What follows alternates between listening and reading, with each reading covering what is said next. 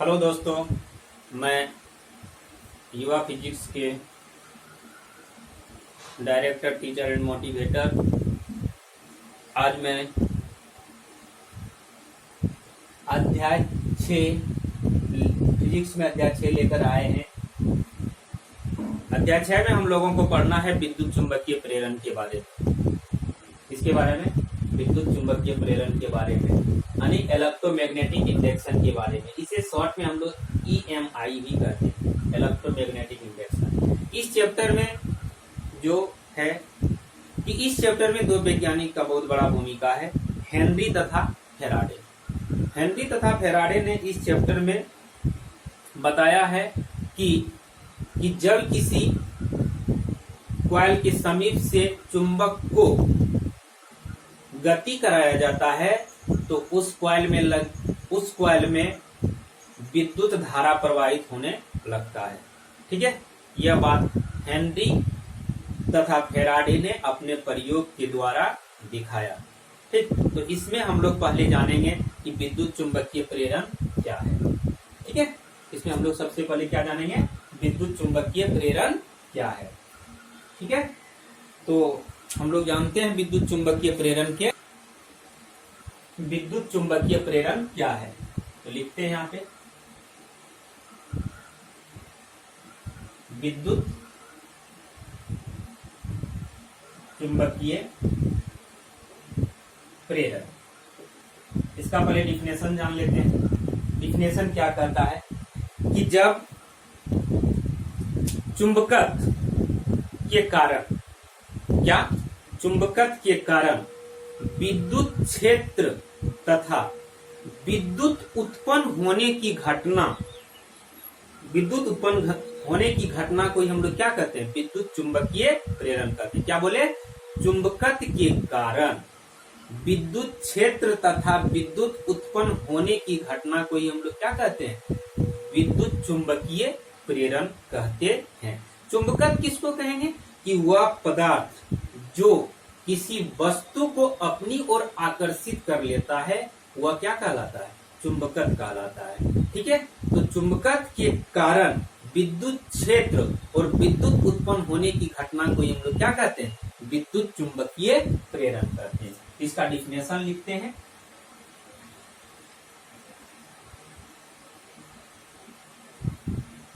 चुंबकत्व के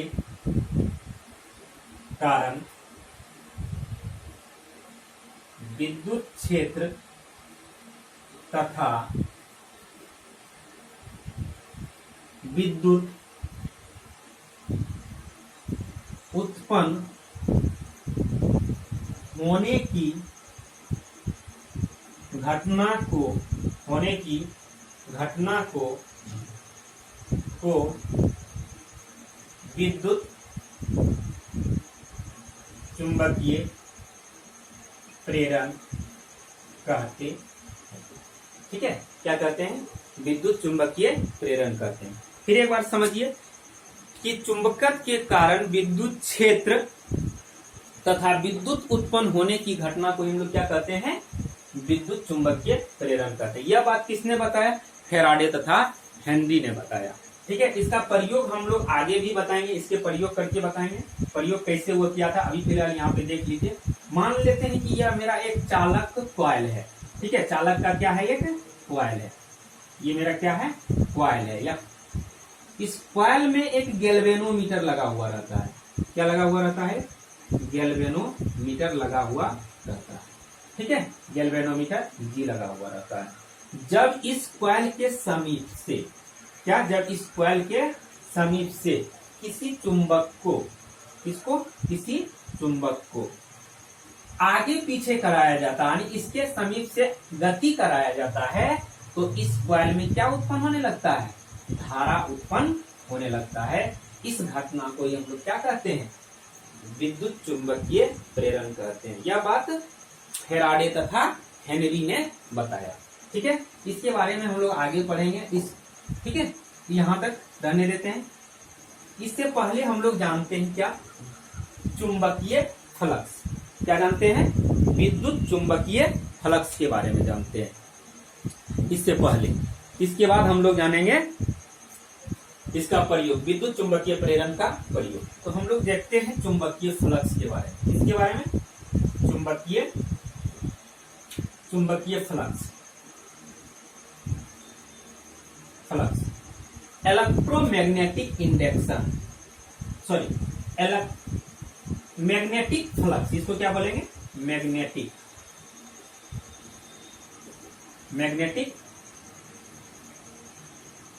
फ्लक्स। आप याद कीजिए, इलेक्ट्रोस्टैटिक्स चैप्टर में हम आपको पढ़ाए थे, क्या पढ़ाए थे? कि विद्युत फ्लक्स का क्या डिफिनेशन वहां पे बताए थे? किसी क्षेत्र से लंबवत गुजरते हुए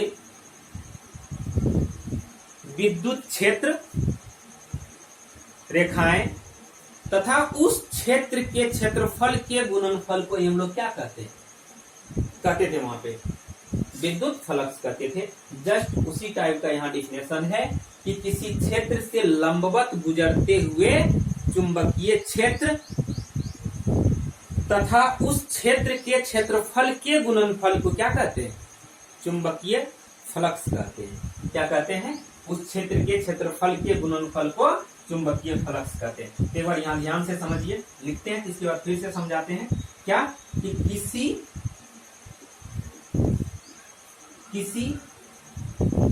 क्षेत्र से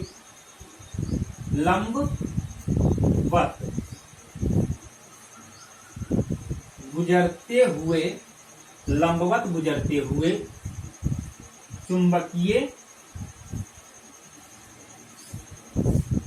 चुंबकीय क्षेत्र तथा किसी क्षेत्र से लंबवत गुजरते हुए चुंबकीय क्षेत्र तथा उस क्षेत्र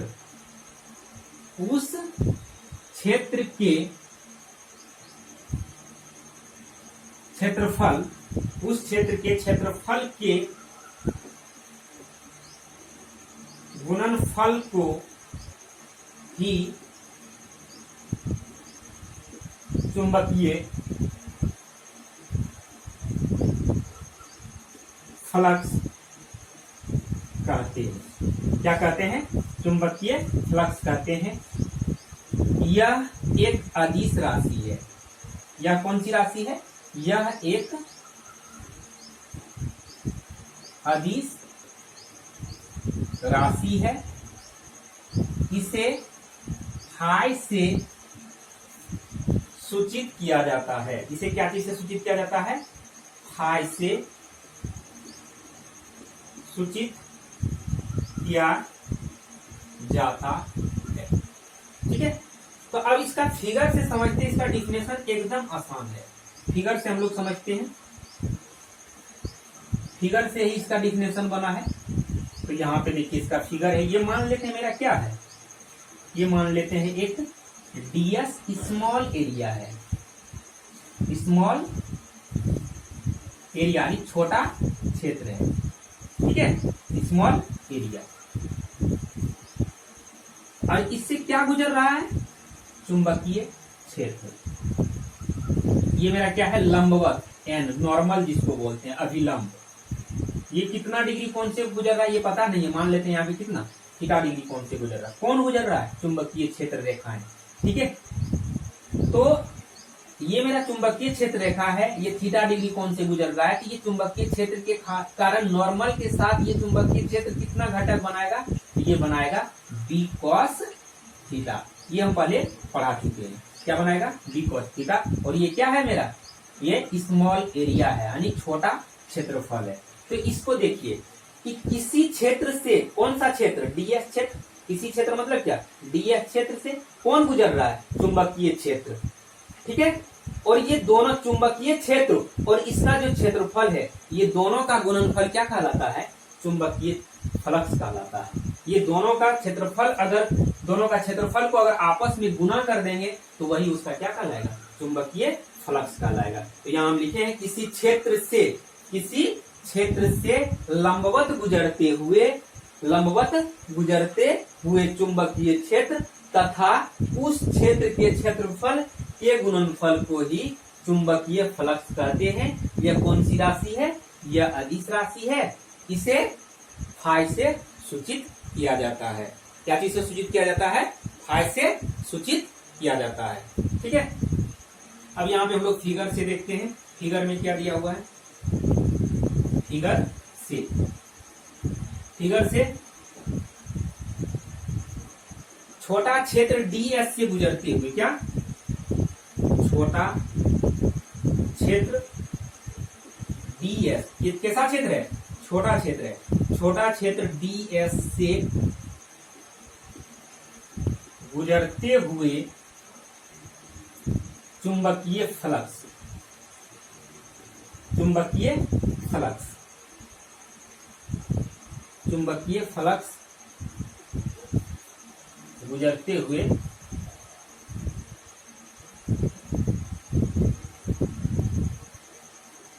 चुंबकीय फ्लक्स डी फाई बराबर हो जाएगा, क्या हो जाएगा? डी फाई बराबर हो जाएगा आपका, तो हम यहाँ क्या लिखे? दोनों का गुणनफल किसका? चुंबकीय क्षेत्र और क्षेत्रफल। तो छोटा क्षेत्र से गुजरते हुए चुंबकीय फ्लक्स क्या हो जाएगा? चुंबकीय क्षेत्र गुना इसका क्षेत्रफल, क्या हो जाएगा? चुंबकीय क्षेत्र गुना क्षेत्रफल। ठीक है, तो चुंबकीय क्षेत्र डी फाई बराबर क्या हो जाएगा? और चुंबकीय क्षेत्र कितना है? बी गुना क्षेत्रफल कितना है? डीएस। अब ये बात बताइए, चुंबकीय क्षेत्र के कारण इसका नॉर्मल के साथ कितना घटक बना, कंपोनेंट कितना बना? तो बी कॉस थीटा। तो इसका क्या हो जाएगा? डी फाई बराबर हो जाएगा B cos theta into ds. ठीक है, B cos theta into ds. अब इसको सजा कर लिखेंगे तो डी फाई बराबर हो जाएगा बी डीएस कॉस थीटा। याद कीजिए, एक चीज हम आपको पढ़ाए थे, वेक्टर ए डॉट बी बराबर क्या होता है? A b cos theta. Vector a dot b बराबर क्या होता है? A b cos theta. उसी तरह से यहां हम लोग लिख सकते हैं b d s cos theta बराबर vector B dot vector d s. Just same है, ए के स्थान पर बी रख दिए, बी के स्थान पर क्या रख दिए? डी एस रख दिए। कॉस थीटा है, तो इसके बदले में हम लोग लिख सकते हैं क्या? Vector B dot vector d s. ठीक है, यहां तक आप समझ गए हो? ये यहां तक कोई दिक्कत नहीं। तो ये था मेरा चुंबकीय फ्लक्स। अब ये क्या, इससे कुल चुंबकीय फ्लक्स का मान निकालना है। क्या करना है? कुल चुंबकीय फ्लक्स का मान निकालना है। कुल चुंबकीय फ्लक्स, इसीलिए यहां पे लिखते हैं, इसीलिए कुल चुंबकीय फ्लक्स, कुल चुंबकीय फ्लक्स की जहां पे चर्चा करें वहां पे हम लोग इंटीग्रेशन का यूज करते हैं। टोटल मैग्नेटिक फ्लक्स का जहां पे यूज करने के लिए बोले वहां पे हम लोग इंटीग्रेशन का यूज करते हैं। हम आपको पहले भी बताए थे, जहां पे अल्प के बारे में बोले या छोटा के बारे में बोले या अल्प के बारे में बोले तो वहां पे हम लोग किस चीज का यूज करेंगे? डिफरेंशिएशन का।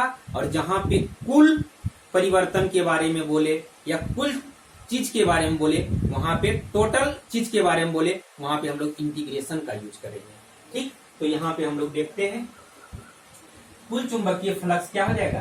D phi. इसका कुल चुंबकीय फ्लक्स, तो d phi integration d phi बराबर क्या हो जाएगा? अब डी फाई का वैल्यू कितना दिया हुआ है? यहाँ पे दिया हुआ है vector d dot vector DS, vector d dot vector DS. ठीक है, अब एक बात बताइए, अब जानते हैं, इंटीग्रेशन पढ़े हैं, डी एक्स का इंटीग्रेशन क्या होता है? एक्स प्लस सी होता है। ठीक है, डी एक्स का इंटीग्रेशन क्या होता है? एक्स प्लस सी। डी वाई का इंटीग्रेशन क्या होता है? वाई प्लस सी। ठीक है, उसी तरह से यहाँ पे क्या हो जाएगा? यहाँ पे डी फाई का इंटीग्रेशन क्या हो जाएगा? डी फाई का इंटीग्रेशन हो जाएगा फाई प्लस सी। ठीक है, तो यहाँ पे इसका इंटीग्रेशन क्या हो जाएगा? फाई। क्या होगा? फाई। अब फाई बराबर क्या होगा, फाई बराबर vector B dot vector d s, vector B dot vector d s. Phi बराबर क्या हो जाएगा, vector d dot vector d s. एक ये फॉर्मूला आ गया, या इसको हम लोग ये भी लिख सकते हैं, फाई बराबर बी ए कॉस थीटा। अब पूछिएगा सर ये कहां से लिखे, तो इसके लिए जब एरिया ए रहेगा, जब एरिया किसी भी क्षेत्र का एरिया ए रहेगा, तब यहाँ पे क्या लिखेंगे, जैसे देख लीजिए ये मेरा क्षेत्रफल है, अगर इसका एरिया ए हो और इससे चुंबकीय क्षेत्र बी गुजरे थीटा कोण बना करके, ठीक है, तो ये क्या हो जाएगा मेरा, यहाँ पे बी ए कॉस थीटा होगा। ठीक, तो ये मेरे लिए यहां तक था, यहां तक समझ में आ गया होगा। ठीक, अब हम लोग चलते हैं इसका मात्रक और डायमेंशन के बारे में सीखते हैं, इसका मात्रक और डायमेंशन के बारे में। अब हम लोग इसमें फर्स्ट पॉइंट देके लिखेंगे चुंबकीय फ्लक्स का मात्रक, चुंबकीय फ्लक्स का मात्रक। चुंबकीय फ्लक्स का मात्रक क्या होता है, रटना नहीं है, सब इसके फॉर्मूला से निकालना है। तो देखिए यहाँ पे चुंबकीय फ्लक्स फाई बराबर क्या फॉर्मूला होता है, B d s cos theta, B d s cos theta. तो अब आप बताइए चुंबकीय क्षेत्र का मात्रक क्या है, चुंबकीय क्षेत्र का मात्रक क्या है। ये बी जो है चुंबकीय क्षेत्र से सूचित करते हैं, बी को क्या चीज से सूचित करते हैं, चुंबकीय क्षेत्र से, सॉरी चुंबकीय क्षेत्र को बी से सूचित करते हैं, और डीएस को छोटा क्षेत्रफल, डीएस जो है छोटा क्षेत्रफल का सूचक है। तो यहाँ पे देखिए चुंबकीय क्षेत्र का मात्रक क्या होता है, याद कीजिए, न्यूटन पर मीटर, क्या, न्यूटन पर मीटर पर एम्पियर, और ये क्षेत्रफल है, क्या है ये क्षेत्रफल है। तो क्षेत्रफल का मात्रक क्या होता है, ऐसा ही मात्रक मीटर स्क्वायर। अब ये बात बताइए, जब यूनिट एंड डायमेंशन चैप्टर पढ़ा रहे थे तो क्या बताए थे, cos theta, sine theta, cosec theta, sec theta, इस सब का मात्रक बीमा होता है क्या, नहीं। तो इसका ना तो मात्रक होगा और ना ही बीमा होगा। फाई बराबर क्या हो जाएगा, इसको सॉल्व कीजिए, न्यूटन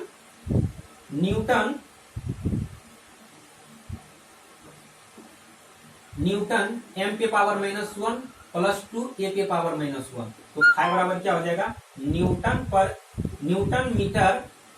मीटर पर एम्पियर। तो इसका एक मात्रक क्या आ गया, न्यूटन मीटर पर एम्पियर। और याद कीजिए न्यूटन मीटर पर एम्पियर को हम लोग क्या बोलते हैं, जूल पर एम्पियर। तो इसका दूसरा मात्रक भी क्या हो गया, जूल पर एम्पियर, क्या हो गया, जूल पर एम्पियर। अब यहाँ पे ध्यान देखिए, जूल को रहने दीजिए, और ये पर एम्पियर को ले आइए नीचे। क्यों, क्योंकि किसी भी संख्या पे पावर -1 रहने पर उसका मान होता है 1 बटे वह संख्या। तो इसको हम लोग लिख सकते हैं जूल बटे एम्पियर। और हम लोग जानते हैं कि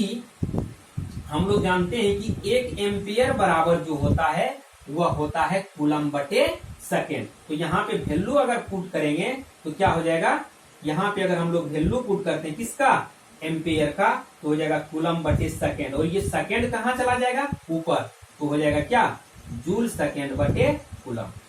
तो इसका अगला मात्रक क्या हो गया, जूल सेकेंड पर कूलम, जूल सेकेंड पर कूलम। अब बताइए जूल बटे कूलम को हम लोग वोल्ट नहीं लिखते हैं, तो इसको हम लोग क्या लिख देंगे, या इसको क्या लिखेंगे, वोल्ट सेकेंड। इसी वोल्ट सेकेंड को ही हम लोग क्या कहते हैं, वेबर कहते हैं। क्या कहते हैं, वेबर, जिसको WB से सूचित किया जाता होता है। इसका मात्रक कितना हो गया, याद कीजिए, इसका हो गया न्यूटन मीटर पर एम्पियर, या जूल पर एम्पियर, या इसी को बोलते हैं जूल सेकेंड पर कूलम, या इसी को वोल्ट बोलते हैं वोल्ट सेकेंड, या इसको क्या बोला जाता है, वेबर। तो इसका इतना मात्रक होता है। ठीक, अब चलते हैं इसका बीमा के लिए, डायमेंशन के लिए। इसका जो डायमेंशन है बीमा, दूसरा नंबर चुंबकीय फ्लक्स का बीमा, चुंबकीय फ्लक्स का जो बीमा होगा यहां से हम लोग निकालते हैं, इसका मात्रक से ही डायमेंशन निकलेगा। तो देखिए यहाँ पे न्यूटन मीटर पर एम्पियर, ठीक है, न्यूटन को हम लोग लिखते हैं केजी मीटर पर सेकेंड स्क्वायर, क्या केजी मीटर पर सेकेंड स्क्वायर, और यहाँ पे मीटर है मीटर रहने देते हैं, एम्पियर है तो पर एम्पियर है पर एम्पियर रहने देते हैं। अब इसको सॉल्व कीजिए, केजी मीटर स्क्वायर पर सेकेंड स्क्वायर पर एम्पियर।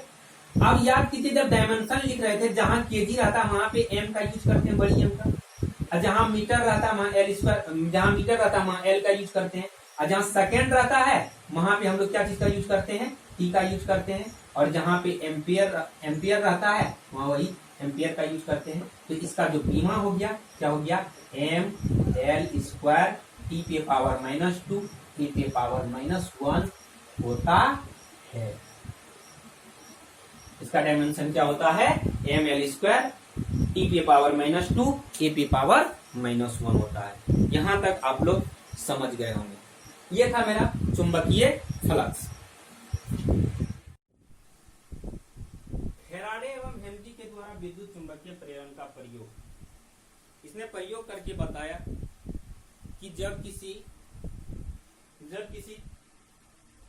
चालक कॉइल के समीप से चुंबक को गति कराया जाता है या कॉइल एवं चुंबक के बीच आपेक्षिक गति कराया जाता है, तो कॉइल में करंट प्रवाहित होने लगता है तथा उसमें विद्युत वाहक बल उत्पन्न होने लगता है। इस घटना को ही उसने क्या बताया, विद्युत चुंबकीय प्रेरण बताया। ठीक है, इस घटना को उसने क्या बताया, विद्युत चुंबकीय प्रेरण बताया। तो देखिए इसका प्रयोग करके हम बताते हैं। यहाँ पे मान लेते हैं कि ये मेरा क्या है,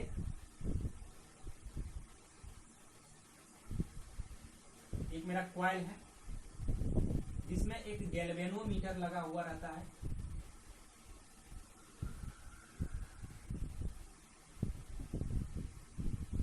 इसमें गैल्वेनोमीटर क्या लगा रहता है, जी लगा हुआ रहता है। ठीक, अब इसके समीप से इसके समीप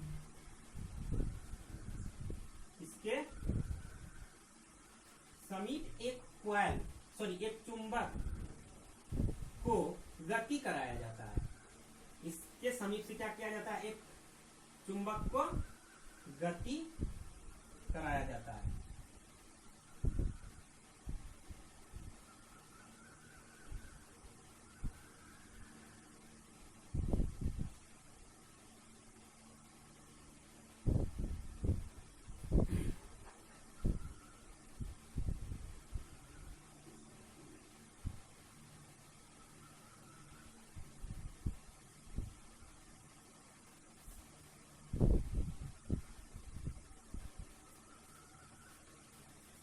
गति कराया जाता है, तब देखा जाता है कि इस चुंबक में क्या प्रवाहित होने लगता है, करंट प्रवाहित होने लगता है। यह बात किसने बताया, फैराडे तथा हेनरी ने। तो देखिए यहाँ पे एक गैल्वेनोमीटर जी लगा हुआ है। कैसे पता चलेगा कि इसमें करंट प्रवाहित हो रहा है, जब इस चुंबक को कॉइल के सापेक्ष गति कराया जाता है, तो कैसे पता चलेगा कि इस कॉइल में करंट प्रवाहित हो रहा है, तो इसमें एक गैल्वेनोमीटर को लगा दिया जाता है। यही गैल्वेनोमीटर बताता है कि इस कॉइल में क्या हो रहा है, करंट प्रवाहित हो रहा है। तो फिगर से देखिए, फिगर से फैराडे तथा हेनरी ने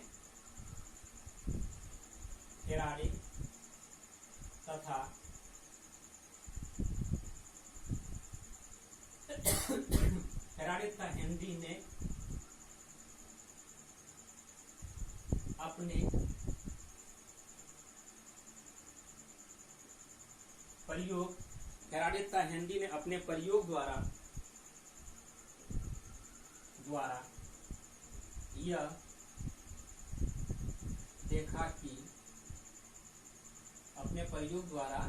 यह देखा कि जब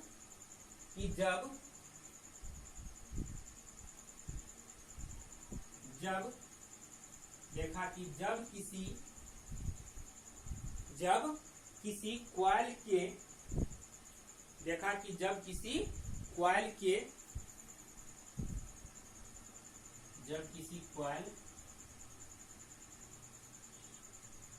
के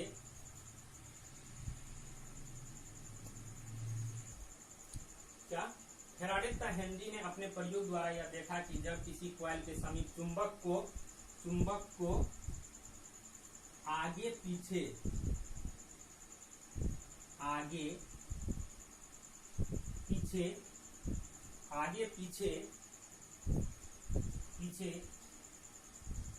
किया जाता है, अर्थात चुंबक एवं कॉइल के बीच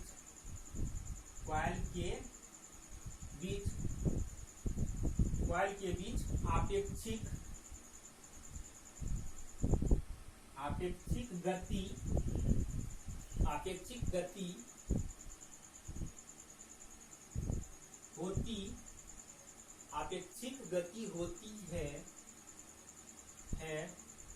तो कॉइल से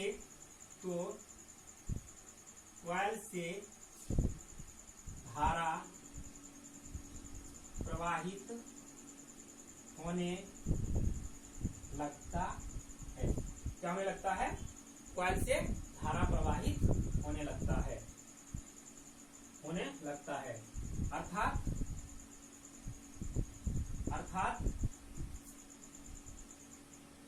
विद्युत वाहक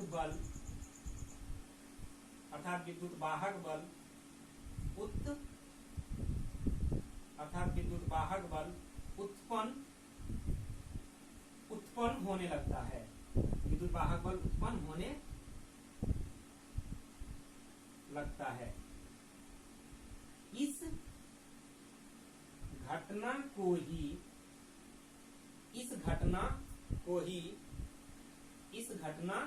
को ही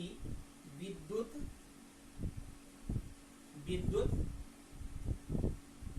चुंबकीय प्रेरण कहते हैं। इस घटना को हम लोग क्या कहते हैं? विद्युत चुंबकीय प्रेरण कहते हैं।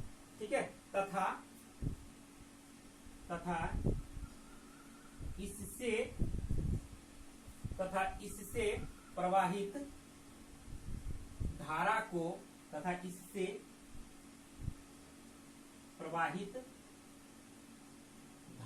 को प्रेरित धारा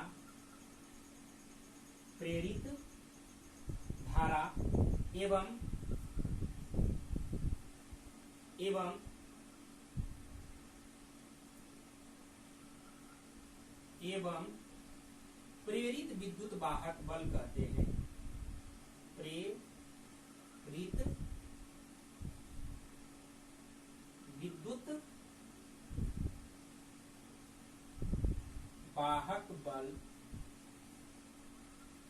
कहते हैं। ठीक, एक बार फिर से समझिए, बहुत सटीक भाषा में आंसर दिए हैं। यहाँ देखिए, फैराडे एवं हेनरी के द्वारा विद्युत चुंबकीय प्रेरण का प्रयोग, उसने प्रयोग करके देखा कि एक चालक क्या है? कॉइल है। कंडक्टर का एक कॉइल है जिसमें एक गैल्वेनोमीटर लगा हुआ है। ठीक है। इसके समीप एक चुंबक को रखा गया है। ठीक है। रखने के बाद इस चुंबक को इसके आगे पीछे क्या किया जाता है? आगे पीछे किया जाता है। इस कॉइल के समीप क्या किया जाता है? आगे पीछे किया जाता है। अर्थात कॉइल एवं चुंबक के बीच क्या किया जाता है? आपेक्षिक गति कराया जाता है। तो कॉइल से धारा प्रवाहित होने लगता है, अर्थात विद्युत वाहक बल उत्पन्न होने लगता है। इसमें क्या होने लगता है? विद्युत वाहक बल उत्पन्न होने लगता है। इस घटना को ही हम लोग क्या कहते हैं? विद्युत चुंबकीय प्रेरण कहते हैं। अब इस चुंबक के कारण इस कॉइल में जो धारा प्रवाहित होने लगा, उस धारा को हम लोग क्या कहते हैं? प्रेरित धारा कहते हैं एवं प्रेरित विद्युत वाहक बल कहते हैं। यही बात किसने बताया था? फैराडे एवं हेनरी ने अपने प्रयोग के द्वारा बताया था। ठीक, यहां तक समझ गए होंगे। फैराडे के विद्युत चुंबकीय प्रेरण का नियम बहुत इंपॉर्टेंट है, MVVI, फैराडे के विद्युत चुंबकीय प्रेरण। फैराडे के विद्युत चुंबकीय प्रेरण के 2 नियम हैं। ठीक है, कितने नियम हैं? 2 नियम है। तो यहां पे लिखते हैं हम लोग, फैराडे के विद्युत चुंबकीय प्रेरण का 2 नियम है। 2 नियम, ठीक है। फैराडे के विद्युत चुंबकीय प्रेरण का क्या है? 2 नियम है। फर्स्ट लॉ यानी फर्स्ट नियम।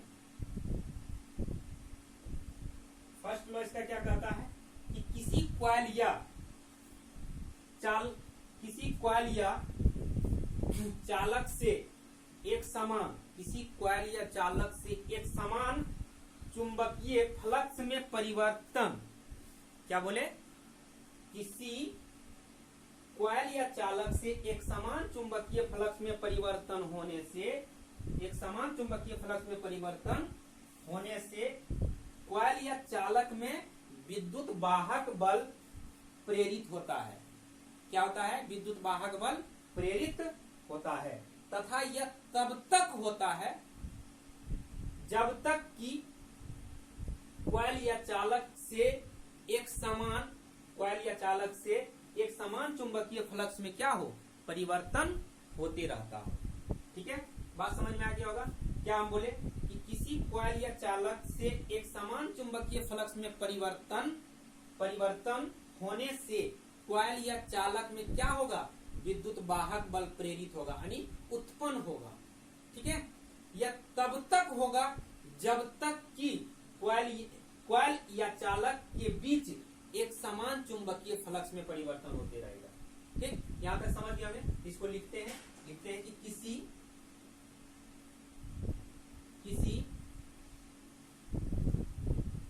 कॉइल या चालक से एक समान चुंबकीय फ्लक्स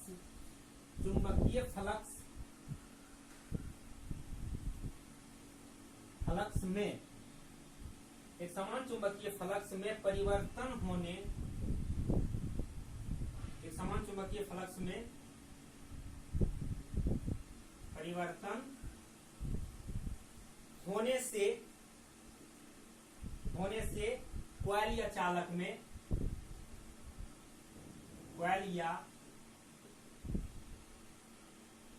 में विद्युत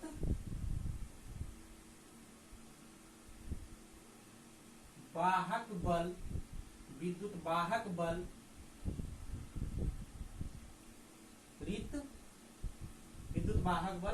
प्रेरित होता है। क्या होता है? विद्युत वाहक बल प्रेरित होता है। यह विद्युत वाहक बल क्या होता है? प्रेरित होता है, तथा यह तब तक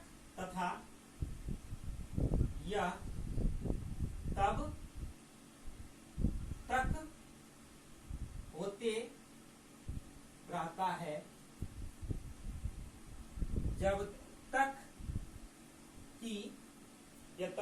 रहता है जब तक कि कॉइल या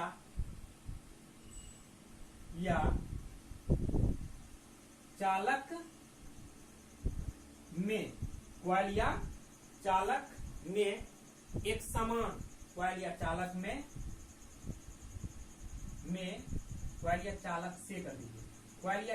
से एक समान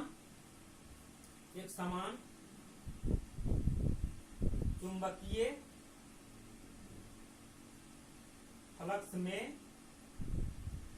फ्लक्स में परिवर्तन होते रहता है।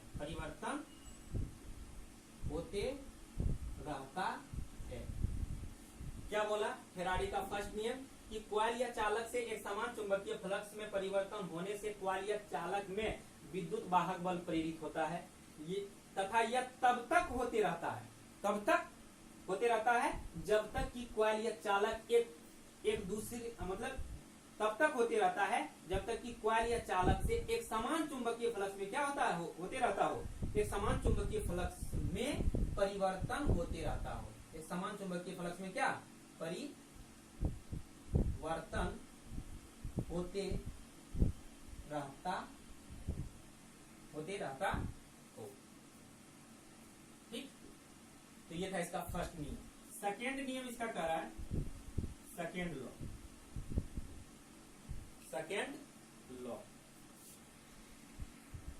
इसका सेकेंड लॉ देखते हैं।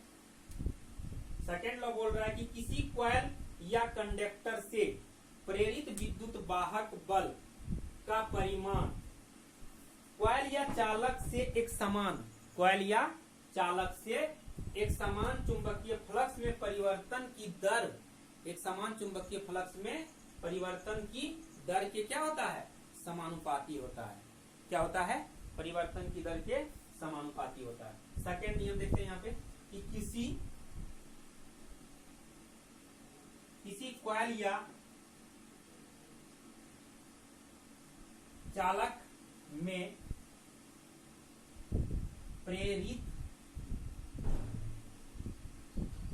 विद्युत वाहक बल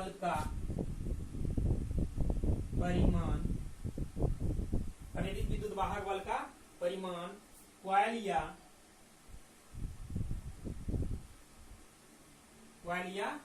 चालक से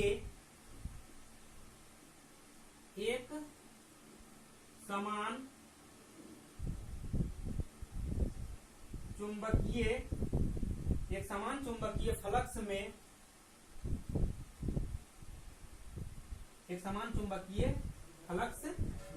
परिवर्तन की दर के, एक समान चुंबकीय फ्लक्स में परिवर्तन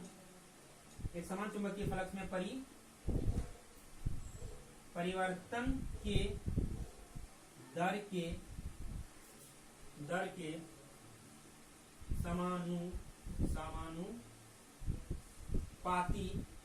समानुपाती होता है। क्या होता है, समानुपाती होता है। ठीक, यहाँ तक समझ गए हमें। क्या बोल रहा है, किसी कॉइल या चालक में प्रेरित विद्युत वाहक बल का जो परिमाण वैल्यू होगा वह कॉइल या चालक से एक समान चुंबकीय फ्लक्स में परिवर्तन की दर के क्या होगा, समानुपाती होगा। ठीक है, अर्थात प्रेरित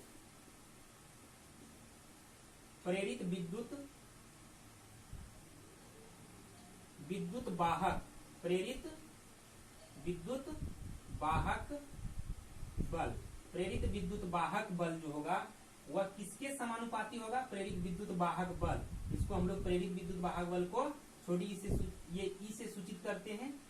यह किसके समानुपाती हो जाएगा, यह हो जाएगा एक समान चुंबकीय फ्लक्स में परिवर्तन, यानी चुंबकीय फ्लक्स में परिवर्तन के, ये हो जाएगा चुंबकीय फ्लक्स में परिवर्तन मतलब d∅dt।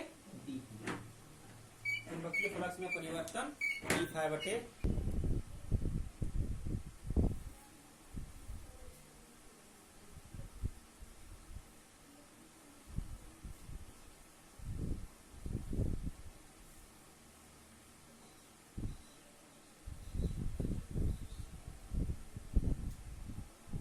तो यहाँ पे लिखते हैं हम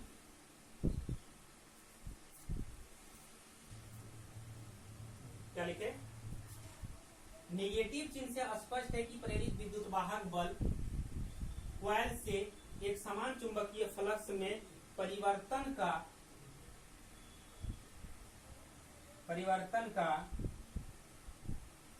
विरोध करता है। क्या करता है, परिवर्तन का विरोध करता है। ठीक है, परिवर्तन का विरोध करता है। नोट में लिखिए, यह ऑब्जेक्टिव के लिए आएगा, ऑब्जेक्टिव के लिए। यदि कॉइल में फेरों की संख्या n हो, यदि कॉइल में फेरों की संख्या n हो तो कुल प्रेरित विद्युत वाहक बल का मान क्या होगा। यहां लिखते हैं नोट में, यदि कॉइल में फेरों की संख्या, यदि कॉइल में फेरों की संख्या n हो तो, यदि कॉइल में फेरों की संख्या n हो तो प्रेरित विद्युत वाहक बल हो तो प्रेरित विद्युत वाहक बल, प्रेरित विद्युत वाहक बल बराबर हो जाएगा माइनस बड़ी एम डी फाइव बटे dt, जहां डी फाइव बटे dt क्या है, एक समान चुंबकीय फ्लक्स में परिवर्तन हो रहा है। डी फाइव बराबर क्या है, डी फाइव बटे dt बराबर होता है एक समान चुंबकीय फ्लक्स में परिवर्तन होता है, एक समान चुंबकीय फ्लक्स में परिवर्तन होता है। आज यहीं तक रहने देते हैं। यहां तक अनुमान है कि आप लोगों को समझ में आ गया होगा। थैंक यू, धन्यवाद।